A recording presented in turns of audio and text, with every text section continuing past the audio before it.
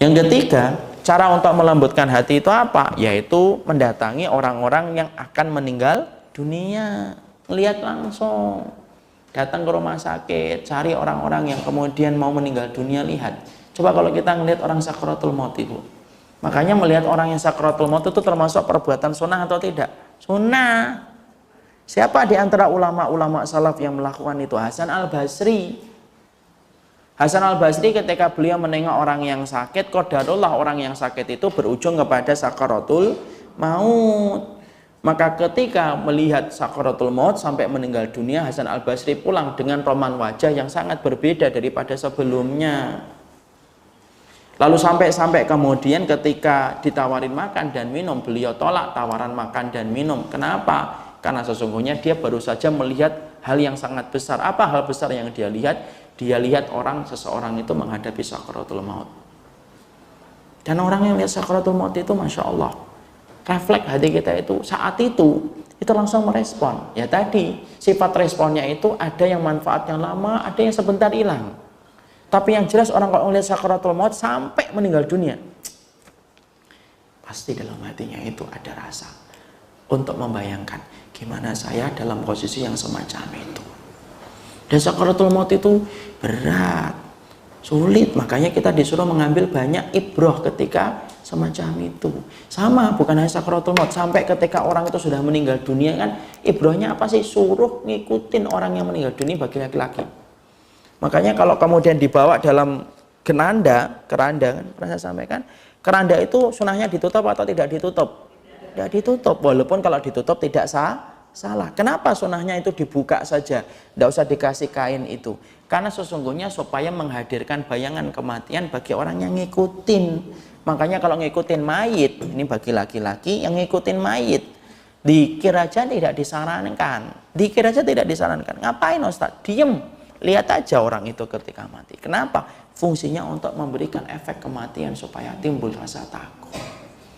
Kalau kelihatan kan kain kafannya kelihatan. Beda nggak kemudian kalau terbuka itu? Beda Ibu. Di Arab Saudi itu ditutup atau terbuka? Terbuka ya. Saya tidak tahu kenapa kok di Indonesia ditutup, saya belum tahu. Tapi apakah itu salah? Ya tidak salah.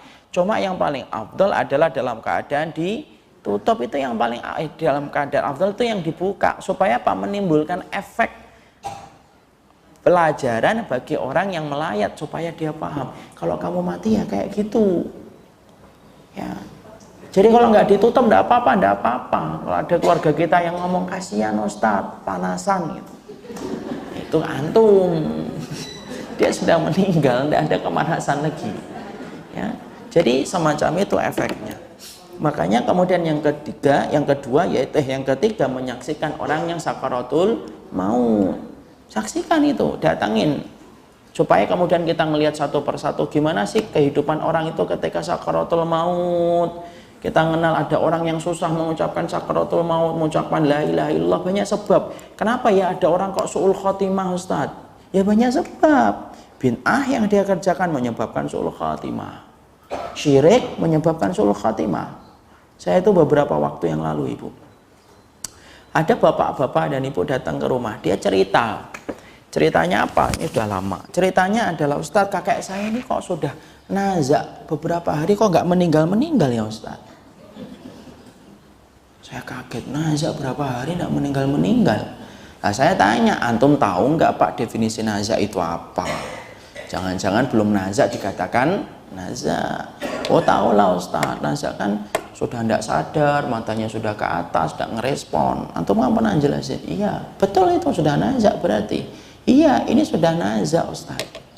Tapi tidak meninggal. Saya bayangin, Masya Allah, sakaratul maut itu berat loh. Berat atau tidak berat? Berat. Sakarat itu artinya keperihan dan kepedihan. Al-maut, keperihan dan kepedihan sebelum mati. Lah ini kok sampai berhari-hari. Kemudian saya mencoba untuk memberikan satu jawaban. Mungkin kakek antum punya syirik-syirik? Enggak. Ternyata benar. Dia punya barang ini, punya barang itu, punya barang ini. Aduh, saya bilang, ya itu Itu yang menjadikan susah untuk kemudian meninggal itu. Salah satunya su'ul khotimah disebabkan karena kesyirikan. Karena dulu sahabat ada yang memakai itu dikalungin, kemudian akhirnya apa? Rasulullah berkata, inzaha fa in mutta ala dzalika ma aflahta abadan. Cabut itu cabut. Kalau kamu nggak cabut, kamu nggak lempar itu, kamu nggak buang, ma aflahta abadan. Kamu tidak akan pernah beruntung kalau kamu masih pakai kesyirikan itu. Dicabut, dibuang. Kemudian akhirnya saya sudah Pak, ini coba tolong beliau ini telepon, beliau mungkin bisa bantu Bapak. Akhirnya apa? Beberapa waktu kemudian saya ketemu lagi dengan Ustadz itu. Saya tahu akhirnya sudah meninggal. Kemudian saya ngobrol, gimana Ustadz kemarin? Wah, barang-barang syiriknya banyak Ustadz. Ada keris lah, ada inilah, ada itulah. Akhirnya kita hancurkan. Baru setelah hancur itu, ya mungkin akhirnya dipermudah. Walaupun akhirnya apa? Tidak bisa satu patah pun mengucapkan kalimat Allah. Nah di situ kita paham, Masya Allah. Kalimat syirik atau syirik itu tidak ada harga tawar, Ibu. Kalau fikih masih ada putih, hitam, abu-abu. Fikih. Karena apa? Khilafnya banyak.